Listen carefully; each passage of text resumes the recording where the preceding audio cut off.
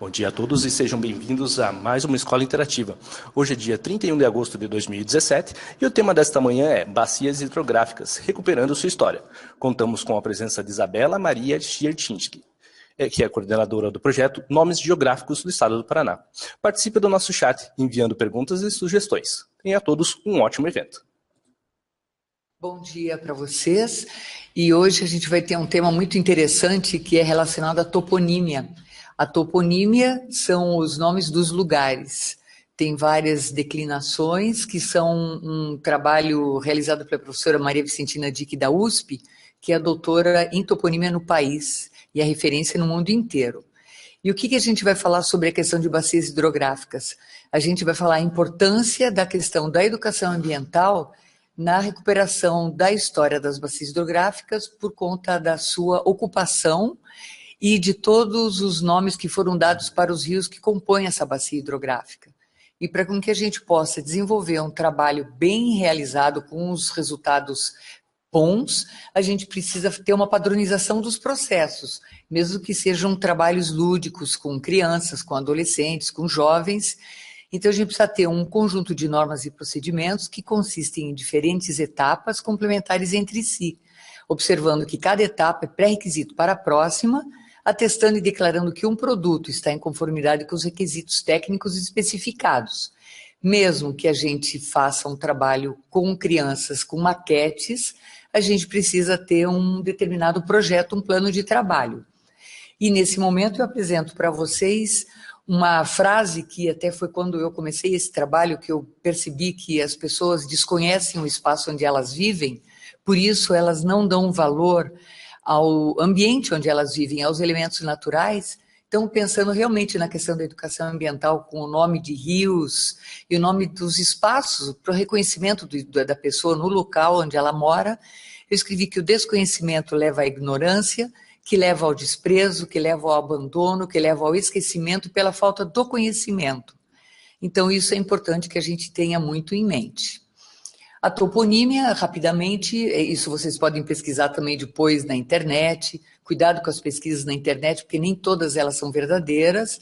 Procure sempre 2, 3 ou 4, 5 fontes diferenciadas. Então, a toponímia do grego é topos, é lugar, e ônima, nomes. Aí é tradicionalmente a arte de nomear pessoas, lugares ou acidentes geográficos, é evidenciada pela simples necessidade de reconhecimento, identificação e localização geográfica. Então, a gente tem no mapa todas as convenções cartográficas e elas, sem o nome, elas não dizem nada para nós. Então, a gente agora vai rapidamente saber a importância da padronização toponímica no planeta. Existe um grupo especializado nas Nações Unidas, na ONU, que se chama um grupo de conferências sobre padronização de nomes. Eles são os peritos em nomes geográficos, já existe desde 1967, e o Paraná já tem há 10 anos o projeto, então a gente tem que desenvolver esse trabalho para nós termos consciência do ambiente onde a gente vive. E para isso, o comitê recomenda que, além de toda a pesquisa da questão dos nomes dos lugares, é importante que as pessoas tenham uma especialidade na questão da linguística, da fonética, porque se você pronuncia em uma ou nenhuma, você vai ver que tem diferença. Então, é muito importante a questão da fonética, do saber ouvir o que as pessoas também nos dizem quando fazemos alguns questionamentos no campo ou na escola para crianças, para os pais das crianças, que é importante a participação dos pais também nesse processo.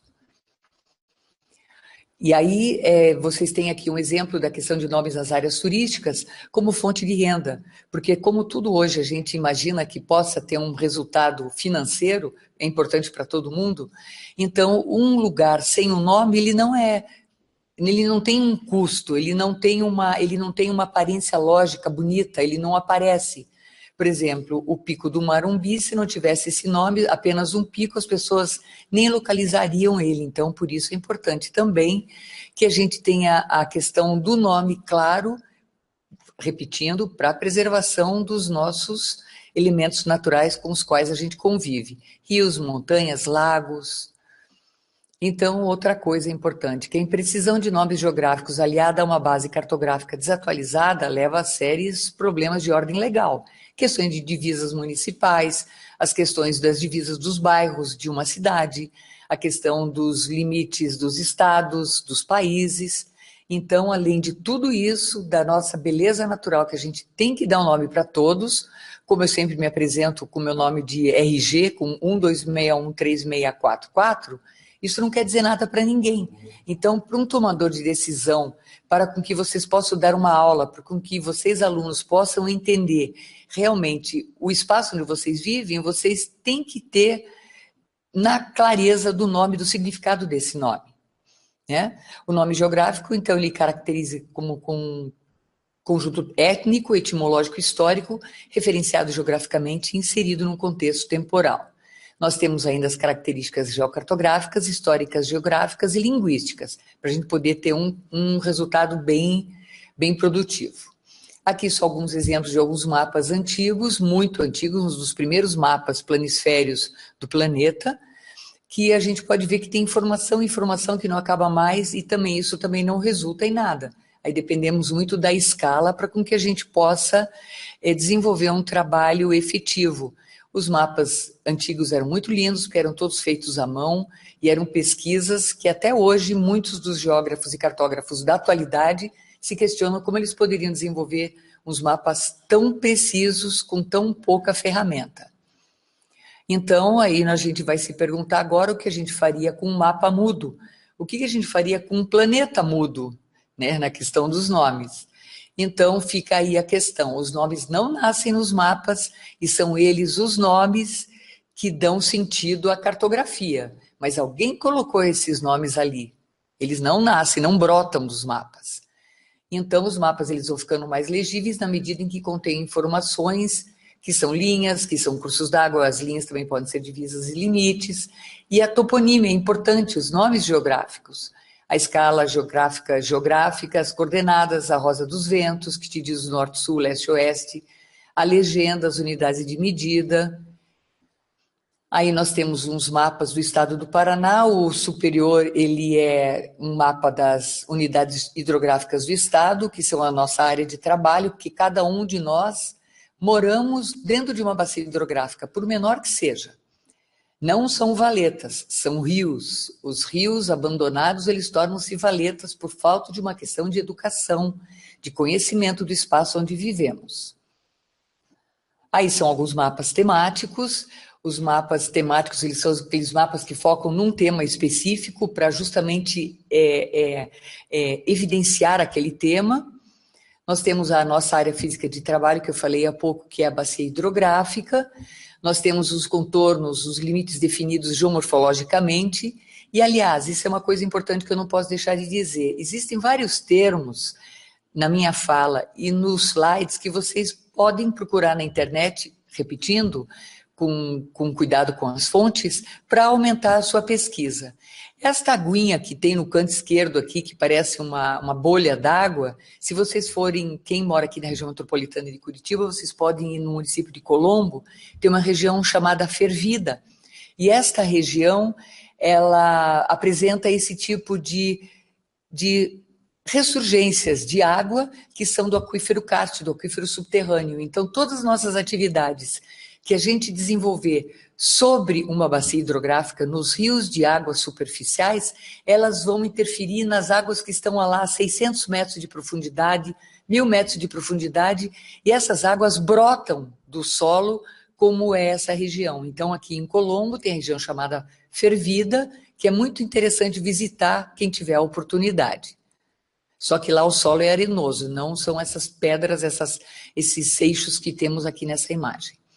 Aí aqui tem um exemplo também para vocês desenvolverem um trabalho interessante em sala de aula, que é pegar um texto qualquer de interesse da turma, seja de português, matemática, geografia, história, antropologia, ciências, do que for, tirar todos os nomes e vejam o que acontece com o texto. Não faz sentido. Então isso fica para depois vocês poderem ter uma ideia do que possa ser esse texto.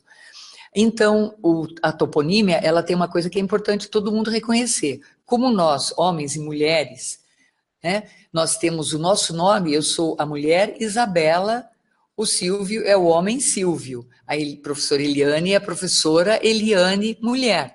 Então, para nós nos diferenciarmos de uma mulher, de um homem, de uma coisa ou de outra, nós temos que ter uma denominação específica. Então, o específico de um rio é o Rio Iguaçu, Rio Belém, Rio Paraná. Se nós não tivéssemos o específico, tudo ficaria rio, então nós não poderíamos identificar um diferente do outro. A estrada, a cidade, o caminho, o morro, cemitérios, museus, as escolas, todas têm uma denominação diferenciada, e o que diferencia é o específico do genérico. Genérico é escola, específico é escola. Não saberia dizer o nome específico aqui agora de uma escola, mas as escolas elas têm o seu nome específico. Aqui nós temos então um mapa que é relacionado exatamente ao texto anterior, e vocês lendo o texto anterior, mesmo sem o nome dos topônimos, vocês vão identificar do que se trata olhando esta imagem, que é o caminho de Tupava, no município de Quatro Barras, etc. Aqui tem uma coisa interessante. Quando você fala no Morro Anhangava, na Garganta do Diabo, lá em Foz do Iguaçu, Morro Anhangava aqui no município de Quatro Barras, tem pessoas que têm preconceitos com certos nomes, e esses nomes, tem pessoas que querem mudar. Por quê? Porque acham que a Garganta do Diabo vai contra alguma crença, alguma questão religiosa. Não é assim. São nomes culturais, nomes étnicos. Por alguma razão, esses lugares têm esses nomes. E uma coisa muito legal aqui no Anhangava é que todo dia 1º de maio tem a Missa do Trabalhador no Anhangava, onde 1000 pessoas praticamente participam dessas missas. E ninguém sabe, ou muita pouca gente sabe, que Anhangava quer dizer morada do diabo. Então, nós temos que conhecer o nome da linguística, a origem desse nome, aí a gente vai poder realmente ter uma noção do espaço onde a gente vive. Mas não é por isso que a missa vai deixar de existir. O lugar é lindo, maravilhoso, e tem que continuar existindo, e com todos os cuidados dito que a educação ambiental indica, orienta e exige, porque hoje em dia a gente tem, além de direitos, a gente tem muitos deveres para com o meio ambiente e os nossos colegas de trabalho, isso a gente nunca pode esquecer. Aí nós temos aqui, falando de novo da professora Maria Vicentina do Amaral Dick, uma senhora muito velhinha, se vocês procurarem referências dela pela internet hoje, é importante buscar por ela, porque ela tem uma fonte riquíssima de nomes indígenas, que o nosso estado ele também tem essa etnologia muito forte. Os índios, eles são muito fortes no nosso estado. Muitas tribos diferenciadas, tupis, guaranis e outros, os caingangues lá em Mangueirinha, a gente tem muito trabalho para poder estudar. Esse trabalho é riquíssimo, dá uma vontade de continuar estudando sempre, e cada vez que eu desenvolvo uma palestra, que eu tenho a oportunidade de falar com alguém, que eu agradeço muito isso, sempre me vem coisas novas na cabeça, e dá uma vontade maluca de mudar até a conversa para continuar falando um pouquinho mais aprofundado sobre o assunto. Mas isso fica com vocês. Então, nós temos aqui a maior referência dos estudos topônimos brasileiros, a professora Dick. Então, a gente tem várias diferenciações de nomes. Nós temos os animotopônimos, que são os topônimos relativos à vida psíquica, à cultura espiritual. Nós temos o ecotopônimos, são topônimos relativos a habitações em geral.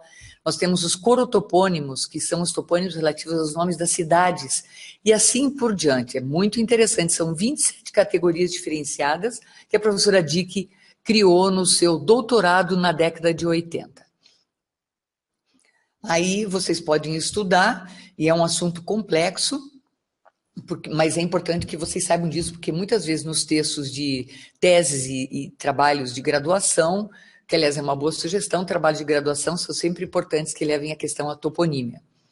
Aí nós temos alguns exemplos dos 399 municípios do estado do Paraná. Por exemplo, o Cantagalo. Segundo crença regional, o nome Cantagalo origina-se de antigo pouso de tropeiros, onde nas frias madrugadas de inverno se ouvia uníssona a cantiga de galo. Então aquele local ficou chamado de Cantagalo.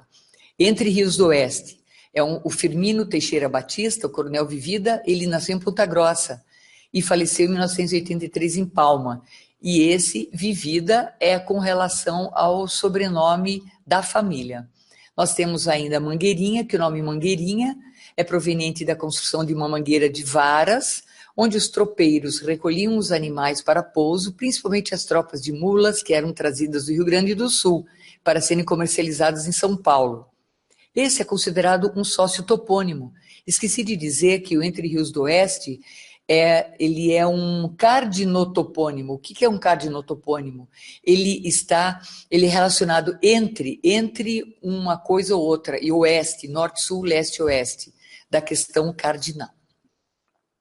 O projeto do Nomes Geográficos, ele prevê a revisão e a coleta, correção, atualização e a complementação dos nomes nas bases cartográficas do estado do Paraná, na escala 1 para 50 mil. E o que é interessante nesse trabalho, daqui para frente, é que nós vamos desenvolver umas atividades, poucas, mas ficam como sugestão, para trabalhar com maquete. Você pode explorar uma maquete trabalhando com as crianças ou com os jovens adolescentes. Entre nós, professores, colegas que somos, nós podemos desenvolver muita da nossa sensibilidade trabalhando com esse tipo de maquete. Você vai precisar de materiais muito simples. Você vai precisar de barbante, que vão representar os rios, uma tesoura, papel craft marrom e verde, se possível, se não qualquer um dos dois, um lixo, entre aspas, que são aqueles resíduos que você encontra na escola. Claro, cuidado ao recolher esses lixos, seja com quem for, porque pode ter caco de vidro, pode ter coisas que depois, levando à boca, podem levar algumas infecções, alguns problemas de saúde, mas é importante que eles sejam coletados, nem que seja com um saquinho plástico na mão. Você pode pegar uma bituca de cigarro, um plástico, algumas coisas assim, porque isso tudo vai servir para ilustrar a nossa maquete. Aí tem uns animaizinhos, bichinhos de plástico, aqueles de silicone que você compra, que saquinhos nas lojas, nessas lojas bem baratinhas, você vai fazer a maquete também. Aí você pode coletar ainda folhas verdes, você pode coletar galinhos secos que vão fazer as nossas florestas queimadas, graminhas, uma série de coisas que vão montar uma paisagem. A gente tem que usar a criatividade, e a criatividade é infinita. A criatividade é incrível, né? A gente pode deixar correr solta. Aqui tem uma imagem da maquete já relativamente pronta, então vocês podem ver que os rios, eles são os barbantes, e os rios nascem nas montanhas. As montanhas são o quê? São o papel craft amassadinho, criando as montanhas. Aí você vai criando toda uma paisagem. Suponhamos que esse rio principal seja o Rio Iguaçu. Então, todos os outros rios que nós temos aqui, são os rios das nascentes. Esse aqui seria o Rio Palmital, que nasce lá em Colombo, aqui na região metropolitana. Esse aqui é o Rio do Meio, esse aqui é o Rio Iraí, esse aqui é o Rio Curralinho, esse aqui é o Rio Piraquara, por exemplo. Então, todos eles vão descendo as montanhas e juntos vão formando um grande rio. Isso é uma coisa muito ilustrativa e muito interessante, porque todos falam, puxa, realmente, cada riozinho fininho desse se juntando numa planície, eles vão se tornar um grande rio.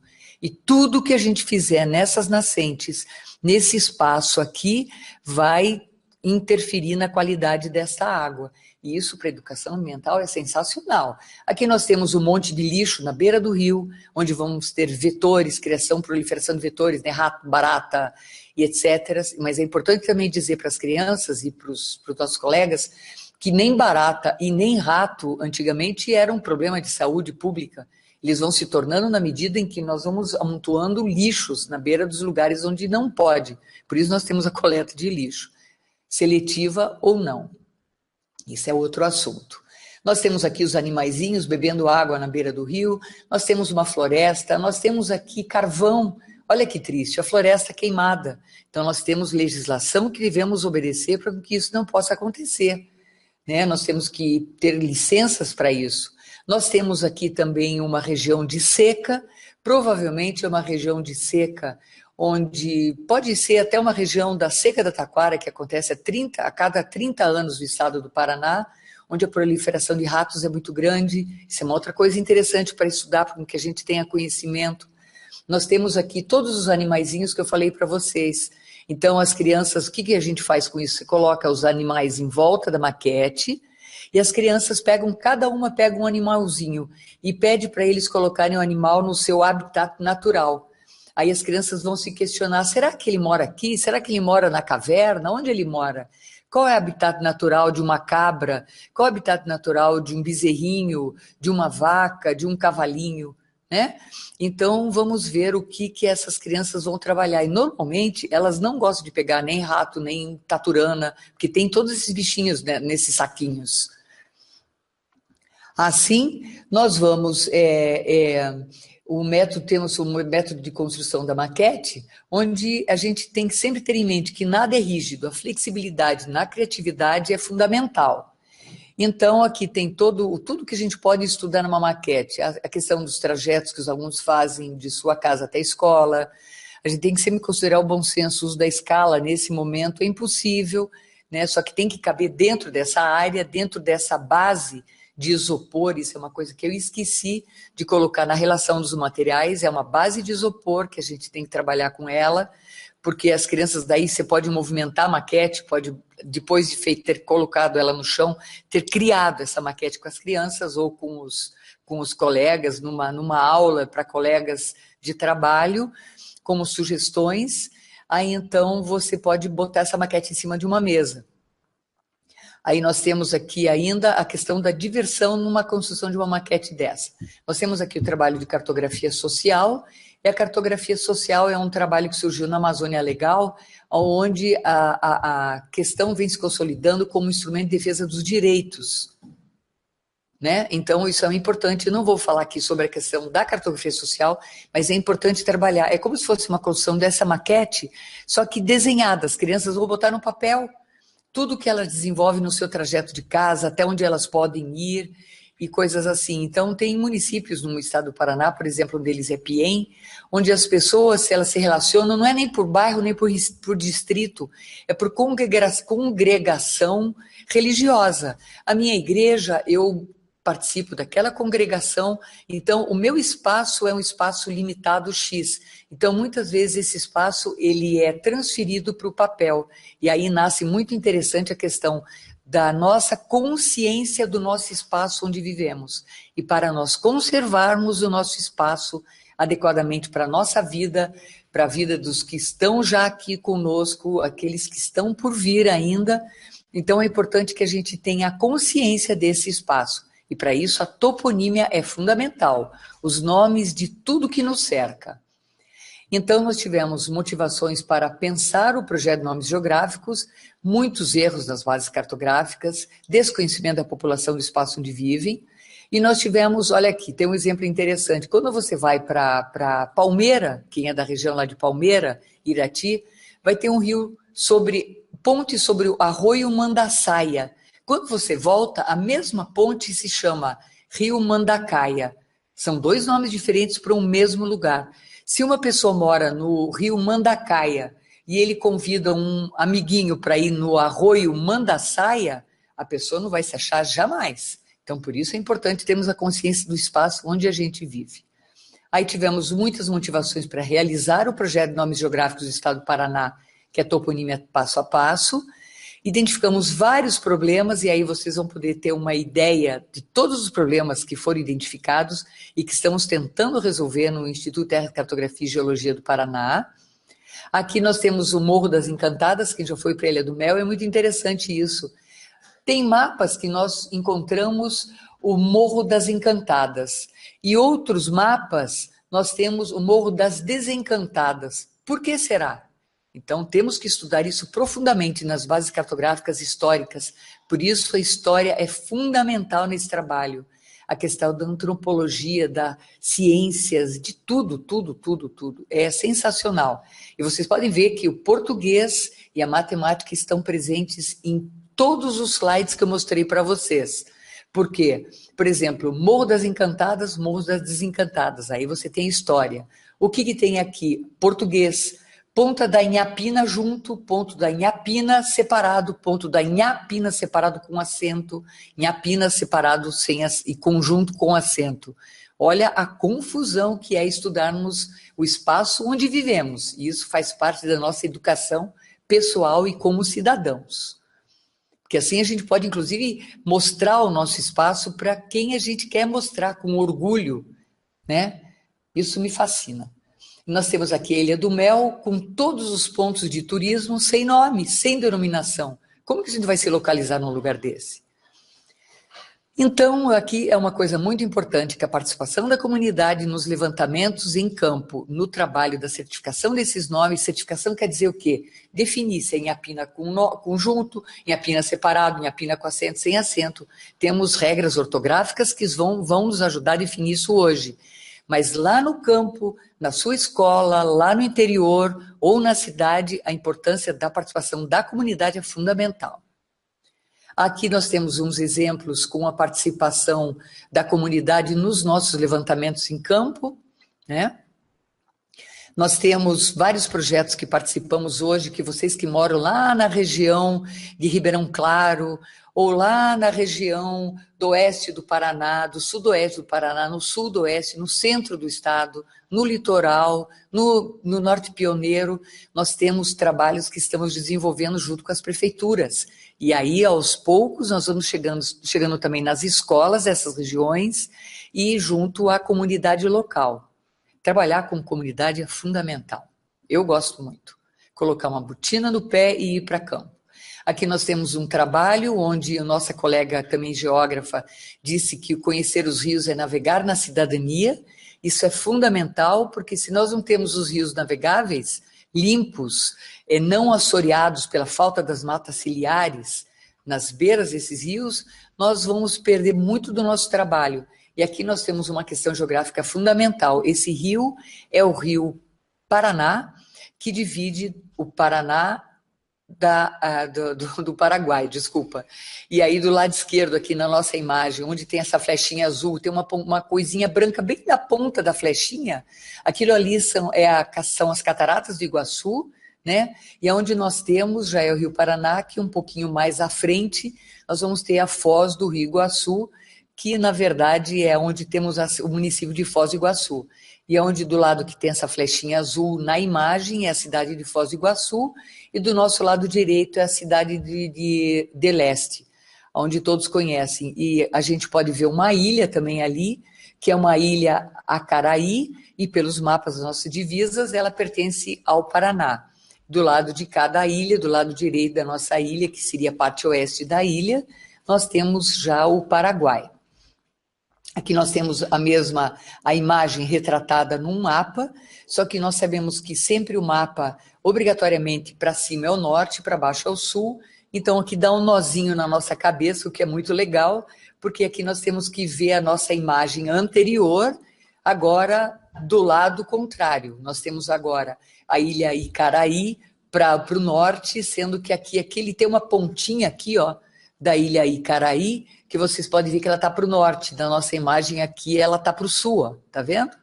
Então é importante a gente saber muito como funciona essa coisa do norte, sul, leste, oeste, para a gente não perder a nossa noção do espaço. E nós sabemos que no estado do Paraná, se a gente pegar aqui o nosso mapa do estado do Paraná, que tem aqui do lado, então para cima aqui é o norte, para baixo é o sul, onde tem um azulzinho que é o Oceano Atlântico é o leste, e aqui onde nós temos o município de São Miguel do Iguaçu é o oeste do estado. E aqui nós temos uma imagem muito interessante, onde a gente pode ver como é importante a preservação do nosso espaço, né? Os parques nacionais, as unidades de conservação. Aqui nós temos uma área verde imensa, linda, completamente contínua, é o Parque Nacional do Iguaçu. Aquele rio sinuoso, lindo, maravilhoso, caudaloso ali, ele é o Rio Iguaçu. Do lado de lá já é a Argentina, do lado de cá é o estado do Paraná, Brasil, né? Então essa área contínua verde aqui é o nosso Parque Nacional do Iguaçu, e aqui nós temos essa área explorada com pouca mata ciliar, o que a gente tem que ter muito em mente nos espaços, nas áreas onde a gente vive, porque cada verdinho desse aqui, vocês podem acreditar ou não, é um rio. A escala aqui é muito pequenininha, então a gente não consegue vê-los, mas são rios. E esse verdinho aqui são áreas que normalmente são áreas preservadas. E pela legislação, no mínimo, tem que ter 30 metros de cada lado de rio, tem que ter uma mata verde para preservar o rio e a água que a gente consome. Seja para beber, para tomar banho, para cozinhar, para a área médica, para a área industrial, seja o que for. Então, olha como é importante nós conservarmos as nossas áreas verdes aos longos dos nossos rios e ao longo das cabeceiras dos nossos rios, né? Esse aqui é um estagiário nosso fazendo um trabalho, e aí outro trabalho de educação ambiental é muito legal, a gente fazer um estudo das imagens que a gente se depara com elas. O que é isso? Que rio é esse? O que tem lá atrás é um pasto? É uma área preservada de quê? É uma mata ciliar? Que tipo de vegetação tem essa mata ciliar? Esse aqui é um branquilho. E por que o branquilho é importante para a mata ciliar? Porque ela conserva os barrancos. O branquilho, ele tem uma sementinha que vai alimentar os pássaros, os bichinhos que gostam de viver na beira dos rios. Aqui provavelmente deve ter abelhinhas, deve ter borboleta, deve ter uma série de animaizinhos que são importantes para a preservação do nosso ecossistema. O ecossistema é uma área onde tem o ar, a água, a temperatura, tudo isso num determinado grau de entrosamento. Por isso é importante que nós conservemos esses lugares. Então o Sérgio está aqui tirando um ponto com o GPS, para nós termos a origem, a localização exata desse lugar onde nós estamos passando, para daí irmos voltar para o escritório, e aí a gente vai justamente estudar o rio. E como nós já fizemos esse estudo, então nós sabemos que aqui é o rio Miringuava. Essa vegetação provavelmente são branquilhos, são típicas da bacia do Rio Iguaçu. Aqui nós estamos numa das nascentes do Rio Iguaçu, né, que ele vai se transformar, infelizmente, numa grande barragem, mas, por outro lado, é uma questão de um compromisso social. Vai ser uma barragem para oferta de água para a região metropolitana, uma barragem muito grande, e isso é importante nós estudarmos isso, porque isso inunda várias áreas, que são áreas de produção agrícola, muitas pessoas são desapropriadas, mas isso é uma questão toda de cidadania, e muitas vezes a gente, querendo ou não, a gente tem que abrir mão dessas coisas, porque a população do planeta está crescendo e todos precisamos de água. E por isso é importante termos nomes nos nossos espaços, o reconhecimento do espaço onde a gente vive e principalmente o rio. Nós temos muito trabalho para fazermos para que a nossa consciência seja despertada. Aqui nós temos um exemplo grande, sem um nome nenhum, essa capela não tem interesse nenhum para nós, mas ela é lindíssima, quem for a Piên tem que visitar esse local. É uma capela que foi construída por um morador de Piên em homenagem ao monge da Lapa, onde vocês, se puderem também, tem aquele parque lá, o Parque do Monge da Lapa, e ele passou por esse local e esse cidadão, em homenagem a este monge, construiu essa capela, e tem aqui uma história, rapidamente, da capela e do monge. Muito interessante construirmos isso junto com os nossos colegas, com os nossos cidadãos de trabalho e de vida, né? Então, e aqui tem algumas referências bibliográficas, que são poucas, nós usamos muitas mais, mas como eu disse, cada palavra que vocês têm nessa apresentação, que vai ficar para vocês, vocês podem fazer uma pesquisa específica. E aí, ainda nós temos aqui, disponibilizamos aqui também a página do ITCG, onde vocês também podem ter uma referência do projeto, como um projeto técnico, que eu não parei um pouquinho nele aqui, porque é um projeto bem extenso, mas vocês podem ter uma ideia da maravilha que é desenvolver esse trabalho. Né? Nós temos aqui a página da equipe que trabalha com esse projeto, o nosso diretor, nossa diretora, e tem os nossos e-mails para contato, os telefones, estamos à disposição com o maior prazer lá no ITCG, ou nos procurar para palestras, não sei como que isso pode funcionar, mas estamos à disposição para a gente desenvolver um trabalho com vocês, e dar continuidade a isso, porque é um trabalho frequente, constante, e não vai terminar nunca, porque é um trabalho de criatividade, um trabalho de necessidade da construção do espaço, e a construção de qualquer coisa do nosso espaço, com informações fundamentais, ela deve ser feita em conjunto, sempre. Então, eu agradeço, e fico à disposição agora para questões, se não agora não for possível, estou à disposição também no ITCG pelos e-mails que estão disponibilizados. Então, muito obrigada pela oportunidade. Então, vamos para as perguntas. Perguntas e comentários, né? O trabalho com a educação ambiental na nossa política está orientada para ser trabalhada no território da bacia hidrográfica. Parabeniza a palestrante, o conteúdo abordado contribui para esse trabalho. Algumas escolas estão participando... Opa, tem uma pergunta para cima aqui. Algumas escolas estão participando desse projeto de toponímia? Sim, nós já trabalhamos em vários, nós temos já 27, imagina já, são poucos, mas dos 399 municípios, nós trabalhamos efetivamente em 27 municípios. Em algumas escolas, efetivamente, ainda nós não entramos, até por falta de calendário que as escolas têm, mas nós estamos trabalhando agora junto com a Secretaria de Estado da Educação, e por meio dessa parceria que a gente está começando a desenvolver, esse aqui é até um início de um trabalho com as escolas, a gente vai se colocar à disposição para que a Secretaria de Educação crie dentro do seu calendário, dentro da possibilidade de estarmos trabalhando junto com as escolas, então a gente vai poder trabalhar, porque a gente tem ido na Secretaria de Educação dos municípios, nós temos ido nas Secretarias de Estado, na Secretaria de Cultura dos municípios, e assim, por meio desses contatos, a gente vai começar a trabalhar diretamente com as escolas. Mas estamos à disposição, e uma das coisas que eu, pessoalmente, mais gosto é trabalhar diretamente na escola com o professor e com os alunos, independente da idade. Muito bem. A próxima pergunta. Quais as regiões que já foram pesquisadas e que rios foram identificados e alterados seus nomes?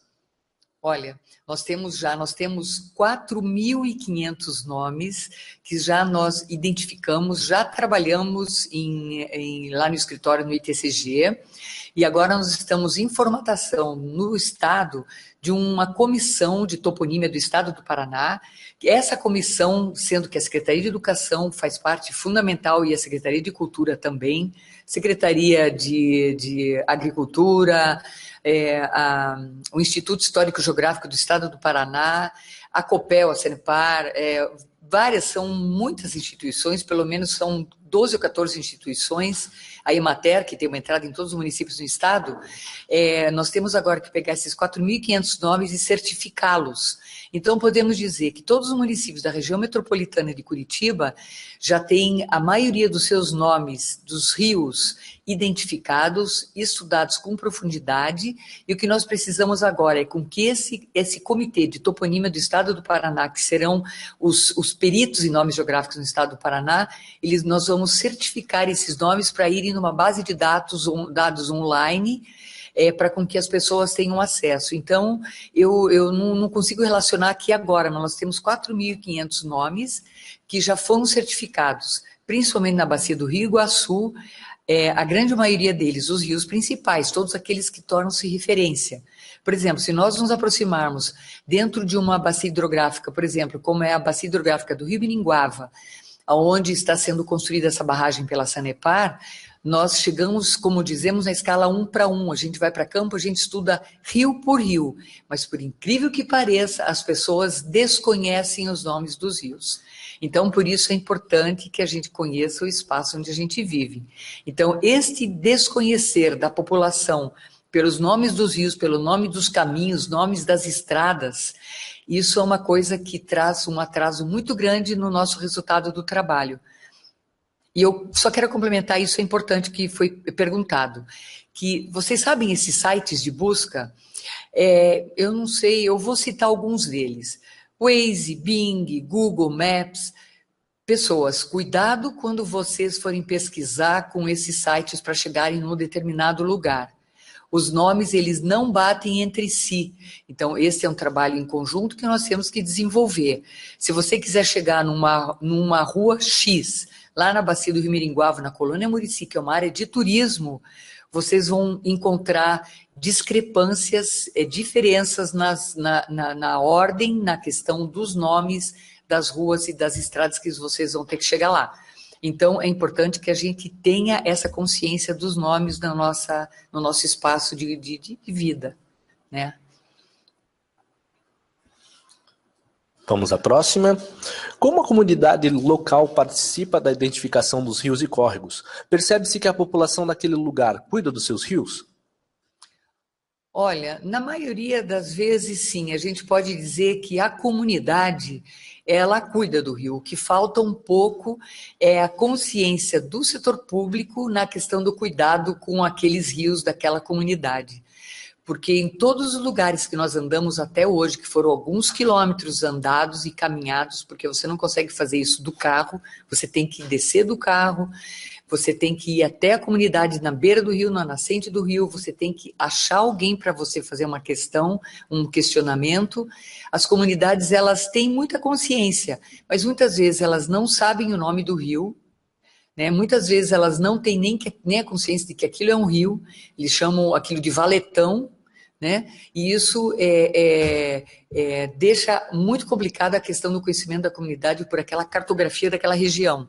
Mas o que eu ainda posso afirmar é que tem muito mais problema da questão do setor público daquele município com relação ao cuidado do rio e a divulgar a importância daquele rio para a comunidade do que da comunidade para o rio.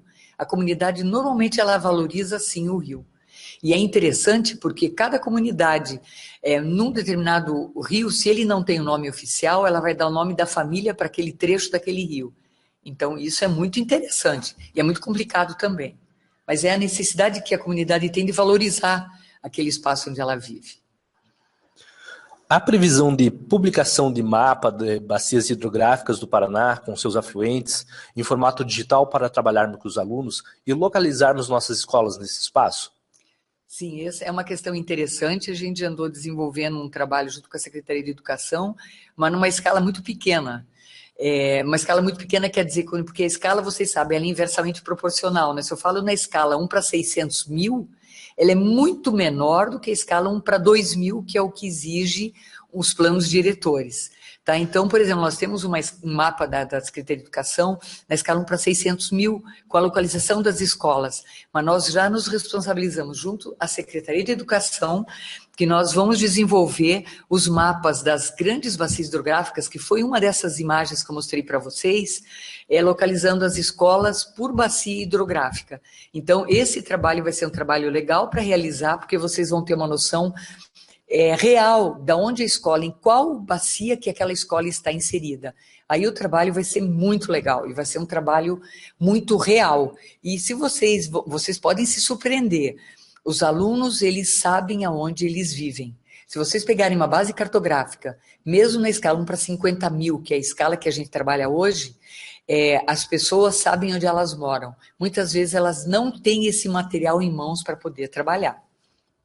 Esse compromisso o ITCG tem com a Secretaria de Educação. Muito bem. Aqui surgiu uma dúvida se existe algum programa que a pergunta é, existe algum programa que podemos visualizar a nossa bacia e identificar a nossa escola?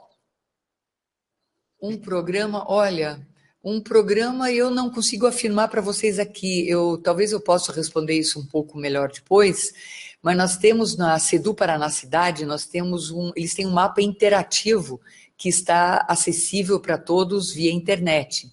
Mas eu posso buscar esta informação para vocês e vou me informar aqui com o Silvio e com a professora Eliane para saber como que a gente pode disponibilizar isso. É um mapa dos municípios do estado do Paraná, não está por bacia hidrográfica, mas a bacia hidrográfica ela é determinada pelos morros e pela configuração geomorfológica da região. Então, como nós temos sempre o rio principal, e esse rio principal, a maioria deles tem nome, a maioria dos rios principais tem nome, identificado nessa base cartográfica, mesmo na escala 1 para 50 mil. E aí, até vou pedir aqui, se vocês identificarem esses trabalhos, esses nomes, se tiver algum nome que tiver incoerente com a informação que vocês têm no local de moradia, é importante que vocês mandem para a gente também, porque aí vai ser o início de um processo de trabalho nessa região, como estão fazendo as prefeituras dos municípios. Desculpa se eu fui um pouco confusa, mas é importante que vocês mandem essa informação para a gente, localizada em campo, né, com o conhecimento que a comunidade tem no campo, para que a gente possa aí ir nesse local e trabalharmos junto com a comunidade a correção desse rio. Mas essa informação da escola com as bacias hidrográficas, numa escala grande, como é 1 para 600 mil, 1 para 50 mil, vocês têm sim, disponível inclusive na página do ITCG. Muito bem, não temos mais perguntas. Isabela, você gostaria de fazer algumas considerações finais, alguma coisa? Então, a consideração final é essa. É importante que a gente tenha um trabalho conjunto, que nós sejamos procurados, que eu mesma seja procurada pessoalmente, né? Porque esse é um trabalho que eu coordeno e é um trabalho que eu dependo de vocês, professores, dos alunos, das pessoas que trabalham nas escolas de uma maneira geral.